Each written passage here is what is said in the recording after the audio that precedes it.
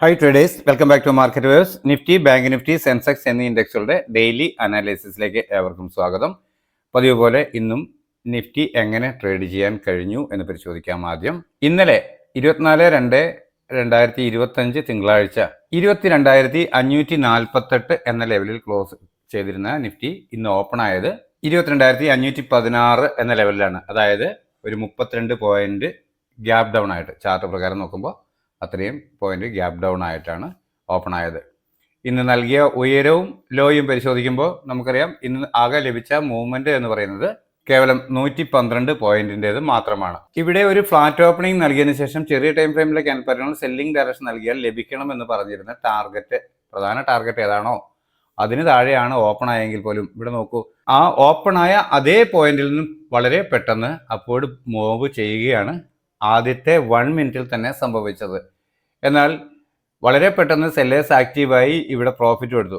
അപ്പോൾ ഇവിടെ ഒരു പ്രോഫിറ്റ് ബുക്കിംഗ് അല്ലെങ്കിൽ ഒരു കോൾ ഓപ്ഷൻ ബൈ ചെറിയ ഇതിൽ വന്നപ്പോൾ ബൈ ചെയ്തത്, അത്തരത്തിൽ ഒരു ബൈയിങ് എങ്ങനെയായിരുന്നാലും ഒരു പൊസിഷൻ കവറിങ് എന്ന രീതിക്കാണ് ഇവിടെ മാർക്കറ്റ് പോയത്.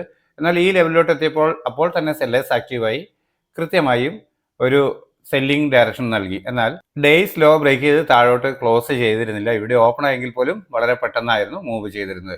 ഈ ആദ്യത്തെ 5 മിനിറ്റിൻ്റെ എന്നതുപോലെ തന്നെ 1 മിനിറ്റ് പരിശോധിച്ചാലും നമുക്ക് ഇത്രയും വലിയ ഒരു ക്യാൻഡിലാണ് കിട്ടിയിട്ടുണ്ടാവുക. എന്നാൽ ഇവിടെ നിന്നും പ്രൈസ് എന്ത് ചെയ്യുന്നു, അവിടെ ഒരു ചെറിയ ടൈം ഫ്രെയിം പരിശോധിക്കുമ്പോൾ ഇവിടെ 2-5 മിനിറ്റ് ക്യാൻഡലുകൾ പരിശോധിക്കുമ്പോൾ നമുക്ക് ഈ തരത്തിലാണ് കിട്ടുന്നതെങ്കിലും ചെറിയ ടൈം ഫ്രെയിം പരിശോധിക്കുമ്പോൾ അത് കുറച്ച് നേരം അവിടെ ഒന്ന് കൺസോളിഡേറ്റ് ചെയ്തിട്ടുണ്ട് ആ ലെവലിൽ നിന്നും. അപ്പോൾ അത് പ്രൈസ് അപ്വേർഡ് തന്നെയാണ് ഡയറക്ഷൻ എന്ന് വളരെ പെട്ടെന്ന് മനസ്സിലാവുന്നതാണ്. ആ തരത്തിൽ അവിടെ നിന്നും ഒരു എൻട്രി എടുത്ത ഒരാൾക്ക് ഡേയ്സ് ലോ സ്റ്റോപ്പ് ലോസ് ആയി കൊടുക്കാൻ പറ്റുമെന്ന് ഉണ്ടായിരുന്നുവെങ്കിൽ പ്രതീക്ഷിക്കേണ്ട ആദ്യത്തെ ടാർഗറ്റ് അതുവരെ രേഖപ്പെടുത്തിയ ഉയരമാണ്. എന്നാൽ അതിന് മുകളിലോട്ട് കടന്നപ്പോൾ നമ്മൾ രേഖപ്പെടുത്തിയ ഓൾമോസ്റ്റ് ടാർഗറ്റ് വരെ എത്തി. എന്നാൽ അത്തരത്തിൽ അപ്പോൾ നല്ലൊരു കോൾ ഓപ്ഷൻ ബൈ ചെയ്ത് ട്രേഡ് ചെയ്യാൻ എല്ലാവർക്കും സാധ്യമായിട്ടുണ്ട് എന്നാണ് ഞാൻ വിചാരിക്കുന്നത്. എനിക്ക് ലഭിച്ച PNLകളെല്ലാം സാമാന്യം നല്ല രീതിയിൽ കോൾ ഓപ്ഷൻ പ്രോഫിറ്റ് എടുത്തതായി കാണുന്നുണ്ടായിരുന്നു. എന്നാൽ ആ ലെവലിൽ ഇത് സ്വാഭാവികമായും ഇവിടെ ആദ്യം ലഭിക്കാവുന്ന മൈനർ റെസിസ്റ്റൻസിന് മുകളിൽ ഒരു കയറി ക്ലോസ് ആവണം എന്നുള്ളതാണ്. ഇത് റെസിസ്റ്റൻസ് പോയിന്റ് തന്നെയാണ് ഞാനിവിടെ ടാർഗറ്റായി രേഖപ്പെടുത്തുക. എന്നാൽ അവിടെ എത്താതെ വളരെ പെട്ടെന്ന് തന്നെ അവിടുന്ന് ഒരു റിവേഴ്സൽ, അതും നമുക്ക് ചെറിയ ടൈം ഫ്രെയിം പരിശോധിക്കുമ്പോൾ മനസ്സിലാക്കാൻ കഴിയുന്നതാണ്. അപ്പോൾ ഒരു സെല്ലിംഗ് ഡയറക്ഷൻ ആയേക്കാം, കാരണം മാർക്കറ്റ് സെല്ലിംഗ് ട്രെൻഡിലാണ് നിൽക്കുന്നത്. ഇനി അതുമല്ല, ഇത്തരത്തിലൊരു ഉയരം ലഭിച്ചതിന് ശേഷം വീണ്ടും കിട്ടിയേക്കാവുന്ന ഡിക്ലൈനിൽ ഇതിന് മുകളിൽ കയറി ക്ലോസ് ആയിരുന്നെങ്കിൽ നമുക്ക് വീണ്ടും കിട്ടിയേക്കാവുന്ന ഡിക്ലൈനിൽ, അങ്ങനെയെങ്കിൽ ആ ഡിക്ലൈൻ ഒരു പുട്ട് ഓപ്ഷൻ ബൈ ചെയ്ത് അതുവരെ രേഖപ്പെടുത്തിയ ഹൈ അതല്ലെങ്കിൽ തൊട്ട് മുകളിലുള്ള റെസിസ്റ്റൻസ് ലെവൽ സ്റ്റോപ്പ് ലോസ് ആയി കൊടുക്കാം എന്ന് കരുതിയിരുന്നെങ്കിൽ തീർച്ചയായും പുട്ട് ഓപ്ഷൻ പലവട്ടം നമുക്ക് ട്രേഡ് ചെയ്യാൻ കഴിയുന്നതായിരുന്നു. ഇവിടെ എത്തുന്നത് വരെ സംഗതി സെൽ ഓൺ എവരി റൈസ് എന്ന രീതിയിൽ ട്രേഡ് ചെയ്തിരുന്നെങ്കിൽ തീർച്ചയായും പ്രോഫിറ്റ് ആയിരുന്നു.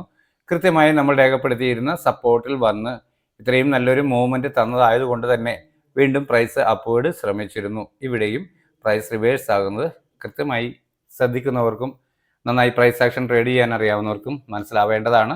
അത്തരത്തിലാണെങ്കിൽ ഇവിടെ നിന്നും കോൾ ഓപ്ഷൻ ബൈ ചെയ്യാൻ കഴിഞ്ഞിട്ടുണ്ട്. റീസെൻ്റ്ലി തന്ന ലോ തന്നെയാ അല്ലെങ്കിൽ ഈ ലെവലോ സ്റ്റോപ്പ് ലോസ് ആയി കൊടുക്കാൻ കഴിയുന്നതായിരുന്നു. അങ്ങനെയെങ്കിൽ ഒരു അപ്വേർഡ് മൂവ്മെൻറ്റ്, വീണ്ടും പ്രതീക്ഷിക്കേണ്ട ടാർഗറ്റ് അതുവരെ രേഖപ്പെടുത്തിയ ഉയരമാണ്. എന്നാൽ അതിന് മുകളിലോട്ട് പ്രൈസ് കയറി ക്ലോസ് ആവണം, അങ്ങനെയെങ്കിൽ മാത്രമാണ് അപ്വേർഡ് പോവുക. എന്നാൽ ഇവിടെ ശ്രമിച്ചപ്പോഴെല്ലാം അത് പരാജയപ്പെടുന്നതാണ് കാണുന്നത്. ആ തരത്തിൽ നോക്കുകയാണെങ്കിൽ ഇതൊരു പ്രോഫിറ്റ് ബുക്കിംഗ്. ഇവിടുന്ന് കാര്യം റേഞ്ച് നമ്മൾ നോക്കുമ്പോൾ ഒരു 40 പോയിന്റിൻ്റെ മൂവ്മെൻ്റ് ഒക്കെ മാത്രമേ നിഫ്റ്റിയിൽ കിട്ടിയിട്ടുണ്ടാവുകയുള്ളൂ. പക്ഷേ അത് ഓപ്ഷൻ ട്രേഡ് ചെയ്ത് കഴിഞ്ഞാൽ കുഴപ്പമില്ലാത്ത ഒരു ATM ഓപ്ഷനാണ് ട്രേഡ് ചെയ്യുന്നതെങ്കിൽ തീർച്ചയായും ഒരു പ്രോഫിറ്റിനുള്ള മൂവ്മെൻ്റ് ഉണ്ടായിരുന്നു. എന്നാൽ ഇവിടെ നിന്നും വീണ്ടും പ്രൈസ് റിവേഴ്സ് ആകുന്നു എന്ന് തിരിച്ചറിയാൻ കഴിയുന്നവർക്ക് ഈ ലെവലിൽ നിന്ന് വീണ്ടും സെല്ലിംഗ് ഓപ്പർച്യൂണിറ്റി തിരഞ്ഞെടുക്കാൻ പറ്റുന്നതായിരുന്നു. ആ തരത്തിൽ പലരും ചോദിച്ചിരുന്നു. അവർക്ക് ഇതാണ് എൻ്റെ വ്യൂ എന്ന് പറയുകയും കൃത്യമായ ടാർഗറ്റിലോട്ട് അവർ ട്രേഡ് ചെയ്യുകയും ചെയ്തിരുന്നു. അപ്പോൾ ഇതും ട്രേഡ് ചെയ്യാൻ കഴിയുന്നതാണ്. ഇത്രയുമാണ് ഇന്ന് നിഫ്റ്റിയിൽ. അത്രയും ശ്രദ്ധിച്ചിരുന്നെങ്കിൽ, കാര്യം 100 ചില്ലറ പോയിന്റിൻ്റെ മൂവ്മെൻറ്റ് മാത്രമേ ഉള്ളൂ എങ്കിലും വളരെ ശ്രദ്ധാപൂർവം മാർക്കറ്റിനെ വാച്ച് ചെയ്ത് അതിൻ്റെ ചലനങ്ങൾക്കൊപ്പം ട്രേഡ് ചെയ്യാൻ അറിയുന്നവർക്ക് ട്രേഡ് ചെയ്യാൻ കഴിയുന്ന വിധങ്ങൾ ഇത്ര മാത്രമായിരുന്നു. അപ്പോൾ ഇന്ന് ലഭിച്ച ഈ പ്രൈസ് ലെവലുകളെ അടിസ്ഥാനപ്പെടുത്തിക്കൊണ്ട് നാളെ മാർക്കറ്റ് അവധിയാണ്. അപ്പോൾ ഒരു ദിവസം കഴിഞ്ഞ് വ്യാഴാഴ്ച ഓപ്പൺ ആകുമ്പോൾ നമ്മളുടെ ട്രേഡിംഗ് പ്ലാൻ എന്തായിരിക്കാം എന്ന് പരിശോധിച്ച് നോക്കാം. 22,525 എന്ന ലെവലാണ് ഞാൻ നിഫ്റ്റിയിൽ ആദ്യമായി ലഭിക്കാവുന്ന സപ്പോർട്ട് എന്ന രീതിയിൽ രേഖപ്പെടുത്തിയിട്ടുള്ളത്. തൊട്ടു താഴെ ഇന്നത്തെ ലോ അതൊരു മൈനർ സപ്പോർട്ടായും രേഖപ്പെടുത്തിയിരിക്കുന്നു. മറ്റ് ലെവലുകളൊന്നും തന്നെ ഞാൻ മാറ്റിയിട്ടില്ല. ആകെ വരച്ചിട്ടുള്ളത് ഈ പ്രധാന സപ്പോർട്ട് ചെറിയ പോയിന്റ്സിന് മാറ്റി വരച്ചിട്ടുണ്ട്. അതുപോലെ തന്നെ 604 എന്ന മൈനർ റെസിസ്റ്റൻസും രേഖപ്പെടുത്തിയിട്ടുണ്ട്. അപ്പോൾ ഇവിടെ ഫ്ലാറ്റ് ഓപ്പണിംഗ് നൽകിയാൽ ചെറിയ ടൈം ഫ്രെയിമിലെ ക്യാൻഡിൽ പാറ്റേണുകൾ പ്രൈസ് ആക്ഷൻ പ്രകാരം അപ്വേർഡ് ഡയറക്ഷൻ നൽകുകയാണെങ്കിൽ കോൾ ഓപ്ഷൻ ബൈ ചെയ്യാം. വീണ്ടും ഒരു ഡിക്ലൈൻ കിട്ടുമ്പോൾ അതുവരെ രേഖപ്പെടുത്തിയ ഡേയ്സിലോ ഡൗൺ സൈഡിലേക്ക് ബ്രേക്ക് ചെയ്യുന്നില്ല, വീണ്ടും പ്രൈസ് ആക്ഷൻ പ്രകാരം ചെറിയ ടൈം ഫ്രെയിമിലെ ക്യാൻഡിൽ പാറ്റേണുകൾ അപ്വേർഡ് ഡയറക്ഷൻ ആണെങ്കിൽ കോൾ ഓപ്ഷൻ വീണ്ടും ബൈ ചെയ്യാം.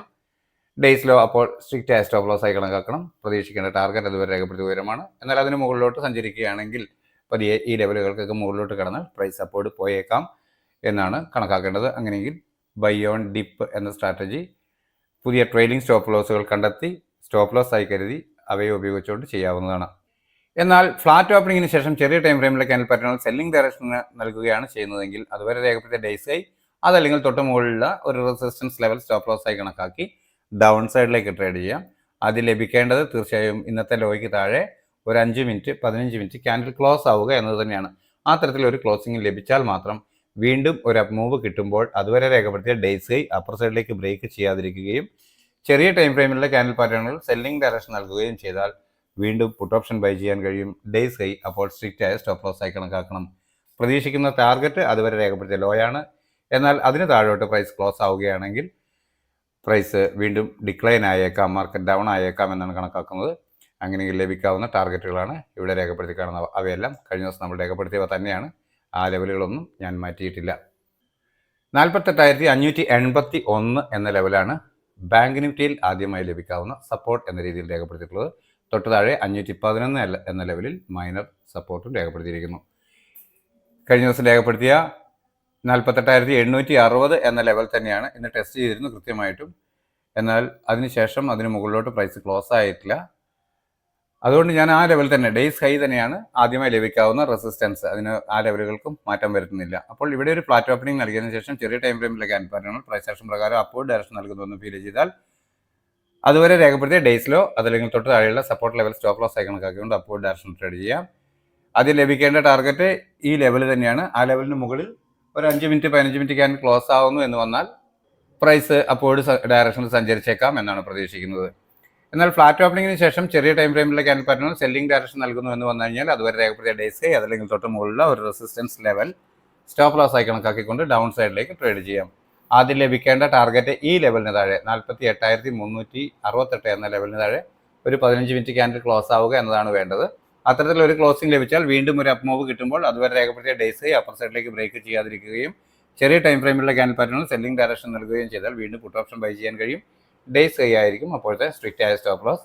പ്രതീക്ഷിക്കേണ്ട ടാർഗറ്റ് അതുവരെ രേഖപ്പെടുത്തിയ ലോയാണ്. എന്നാൽ അതിന് താഴോട്ട് പ്രൈസ് മൂവ് ചെയ്യുന്നു, ഈ ലെവൽ ബ്രേക്ക് ചെയ്യുന്നു എന്ന് വന്നു കഴിഞ്ഞാൽ ഫർദർ പ്രൈസ് ഡൗൺ സൈഡിലേക്ക് സഞ്ചരിച്ചേക്കാം എന്നാണ് കണക്കാക്കുന്നത്. അങ്ങനെയെങ്കിൽ ലഭിക്കാവുന്ന ടാർഗറ്റുകളാണ് ഇവിടെ രേഖപ്പെടുത്തി കാണുന്നവ. നിങ്ങൾക്ക് കാണാം എന്നാണ് കരുതുന്നത്. 74,502 503 എന്ന ലെവലാണ് ആദ്യമായി ലഭിക്കാവുന്ന സപ്പോർട്ട് എന്ന രീതിയിൽ ഞാൻ സെൻസെക്സിൽ മാർക്ക് ചെയ്തിട്ടുള്ളത്. അതുപോലെ മൈനർ സപ്പോർട്ടായി 74,449 എന്ന ലെവൽ രേഖപ്പെടുത്തിയിരിക്കുന്നു. മറ്റുള്ള ലെവലുകൾ കഴിഞ്ഞ ദിവസം രേഖപ്പെടുത്തിയവ തന്നെയാണ്. അവയ്ക്കൊന്നും ഞാൻ യാതൊരു മാറ്റവും വരുത്തുന്നില്ല. താഴോട്ടുള്ള ലെവലുകളും അതേ തരത്തിൽ തന്നെ. അപ്പോൾ ഇവിടെ ഒരു ഫ്ലാറ്റ് ഓപ്പണിംഗ് നൽകിയതിനു ശേഷം ചെറിയ ടൈം ഫ്രെയിമിലെ ക്യാൻഡിൽ പാറ്റേണുകൾ പ്രൈസ് ആക്ഷൻ പ്രകാരം അപ്വേർഡ് ഡയറക്ഷൻ നൽകുന്നു എന്ന് ഫീൽ ചെയ്താൽ അതുവരെ രേഖപ്പെടുത്തിയ ഡേയ്സിലോ അതല്ലെങ്കിൽ തൊട്ട് താഴെയുള്ള സപ്പോർട്ട് ലെവൽ സ്റ്റോപ്പ് ലോസ് ആയി കണക്കാക്കി അപ്വേർഡ് ഡയറക്ഷൻ ട്രേഡ് ചെയ്യാം. പ്രതീക്ഷിക്കേണ്ട ആദ്യത്തെ ടാർഗറ്റ് ഈ ലെവലിന് മുകളിൽ ഒരു 5 മിനിറ്റ് 15 മിനിറ്റ് ക്യാൻഡിൽ ക്ലോസ് ആവുക, അതായത് ഇന്നത്തെ ഉയരത്തിന് മുകളിലോട്ട് പ്രൈസ് ഒന്ന് കടക്കുക എന്നത് തന്നെയാണ്. അത്തരത്തിലൊരു ക്ലോസിംഗ് ലഭിക്കുകയാണെങ്കിൽ വീണ്ടും ഒരു ഡിക്ലൈൻ കിട്ടുമ്പോൾ അതുവരെ രേഖപ്പെടുത്തിയ ഡേയ്സിലോ ഡൗൺ സൈഡിലേക്ക് ബ്രേക്ക് ചെയ്യാതിരിക്കുകയും ചെറിയ ടൈം ഫ്രെയിമിലുള്ള ക്യാൻഡിൽ പാറ്റേണുകൾ പ്രൈസ് ആക്ഷൻ പ്രകാരം അപ്വേർഡ് ഡയറക്ഷൻ നൽകുകയും ചെയ്താൽ വീണ്ടും കോൾ ഓപ്ഷൻ തന്നെ ബൈ ചെയ്യാൻ കഴിയും. ഡേയ്സ് ലോ ആയിരിക്കും അപ്പോഴത്തെ സ്ട്രിക്റ്റ് ആയ സ്റ്റോപ്പ് ലോസ് ലെവൽ. പ്രതീക്ഷിക്കേണ്ട ടാർഗറ്റ് അതുവരെ രേഖപ്പെടുത്തിയ ഉയരമാണ്. എന്നാൽ അതിന് മുകളിലോട്ട് പ്രൈസ് ക്ലോസ് ചെയ്യുന്നു വീണ്ടും എന്ന് വന്നാൽ തുടർന്ന് ഈ ടാർഗറ്റുകൾ ലഭിച്ചേക്കാം. എന്നാൽ ഫ്ലാറ്റ് ഓപ്പണിങ്ങിന് ശേഷം ചെറിയ ടൈം ഫ്രെയിമിലെ ക്യാൻഡിൽ പാറ്റേണുകൾ സെല്ലിംഗ് ഡയറക്ഷനാണ് നൽകുന്നതെങ്കിൽ അതുവരെ രേഖപ്പെടുത്തിയ ഡേയ്സ് അതല്ലെങ്കിൽ തൊട്ട് മുകളിലുള്ള റെസിസ്റ്റൻസ് ലെവൽ ഏതോ അത് സ്റ്റോപ്പ് ലോസ് ആയി കണക്കാക്കിക്കൊണ്ട് ഡൗൺ സൈഡിലേക്ക് ട്രേഡ് ചെയ്യാം. ആദ്യം ലഭിക്കേണ്ട ടാർഗറ്റ് കഴിഞ്ഞ ദിവസം രേഖപ്പെടുത്തിയ ഈ ലെവലിന് താഴെ ഒരു 5 മിനിറ്റ് 15 മിനിറ്റ് ക്യാൻഡിൽ ക്ലോസ് ആവുക എന്നത് തന്നെയാണ്. അത്തരത്തിലുള്ള ഒരു ക്ലോസിംഗ് ലഭിക്കുകയാണെങ്കിൽ വീണ്ടും കിട്ടുന്ന ഒരു അപ്പ് മൂവിൽ അതുവരെ രേഖപ്പെടുത്തിയ ഡേയ്സ് അപ്പർ സൈഡിലേക്ക് ബ്രേക്ക് ചെയ്യാതിരിക്കുകയും ചെറിയ ടൈം ഫ്രെയിമിലുള്ള ക്യാൻഡിൽ പാറ്റേണുകൾ സെല്ലിംഗ് ഡയറക്ഷൻ വീണ്ടും നൽകുകയും ചെയ്താൽ പുട്ട് ഓപ്ഷൻ തന്നെ ബൈ ചെയ്യാൻ കഴിയും. ഡേയ്സ് ഹൈ ആയിരിക്കും. സ്ട്രിക്റ്റ് ആയ സ്റ്റോപ്പ് ലോസ് ആയി കണക്കാക്കുന്നത്. പ്രതീക്ഷിക്കുന്ന ടാർഗറ്റ് അതുവരെ രേഖപ്പെടുത്തിയ ലോ ആണ്. എന്നാൽ അതിന് താഴോട്ട് 5 മിനിറ്റ് 15 മിനിറ്റ് ക്ലോസ് ആവുന്നുവെന്ന് വന്നാൽ പ്രൈസ് അല്പം കൂടെ വീക്ക് ആയേക്കാം. അങ്ങനെയെങ്കിൽ തൊട്ട് താഴെയുള്ള സപ്പോർട്ട് ലെവലുകൾ ടാർഗറ്റുകളായി ലഭിച്ചേക്കാം എന്നാണ് പ്രതീക്ഷിക്കുന്നത്. പ്രധാന സപ്പോർട്ട് 73,584 എന്ന ലെവലാണ് ഞാൻ കണക്കാക്കുന്നത്. അപ്പോൾ ഇത്രയുമാണ് വ്യാഴാഴ്ചത്തേക്ക് വേണ്ടിയിട്ടുള്ള നമ്മുടെ ട്രേഡിംഗ് പ്ലാൻ. എല്ലാവർക്കും മനസ്സിലായിട്ടുണ്ടാകുമെന്ന് കരുതുന്നു. നിങ്ങൾക്കറിയാം, ഞാനൊരു സെബി രജിസ്റ്റേർഡ് അനലിസ്റ്റ് ഒന്നുമല്ല. ഇത് എൻ്റെ ആവശ്യത്തേക്കായി തയ്യാറാക്കുന്ന ട്രേഡിംഗ് പ്ലാൻ മാത്രമാണ്. പഠനാർത്ഥമാണ് ഇത് യൂട്യൂബിൽ അപ്ലോഡ് ചെയ്യുന്നത്. നിങ്ങൾക്കിവ പ്രയോജനപ്പെടുത്താം. റിസ്ക് പൂർണ്ണമായും നിങ്ങളുടേത് തന്നെയാണ്. ഞാനിത് യാതൊരു വിധത്തിലും ഒരു കോൾ പുട്ട് ബൈനുള്ള ഒരു സജഷൻ നൽകുന്നതല്ല. നിങ്ങൾക്കും ഇത് ഉപയോഗിച്ച് നിങ്ങളുടെ ഒരു ട്രേഡിംഗ് സ്റ്റൈല് പഠനം മാറ്റാനോ അത് മെച്ചപ്പെടുത്താനോ കഴിയുന്നുണ്ടെങ്കിൽ വളരെ ഹാപ്പിയാണ്. ചാനൽ ഗുണകരമാണ്, നമ്മുടെ സപ്പോർട്ട് ആൻഡ് റെസിസ്റ്റൻസ് ലെവൽ നിങ്ങൾക്ക് പ്രയോജനകരമാണ്, ഗുണകരമാണ് എന്ന് തോന്നുകയാണെങ്കിൽ സുഹൃത്തുക്കളായ നിങ്ങളുടെ ട്രേഡേഴ്സിന് നമ്മുടെ ചാനൽ ഷെയർ ചെയ്ത് കൊടുക്കുക, ലൈക്ക് ചെയ്യുക, കമൻറ്റ് ചെയ്യുക, ചാനലിനെ പ്രൊമോട്ട് ചെയ്യുക. അടുത്ത ദിവസവും നല്ല ട്രേഡിംഗ് അവസരങ്ങൾ ലഭിക്കുന്ന മൂവ്മെൻറ്റ് എല്ലാ ഇൻഡെക്സുകളിലും ഉണ്ടാവട്ടെ. എല്ലാവർക്കും നല്ല രീതിയിൽ ട്രേഡ് ചെയ്യാൻ സാധ്യമാകട്ടെ എന്ന ആശംസയുണ്ട് തൽക്കാലം നിർത്തുന്നു. താങ്ക്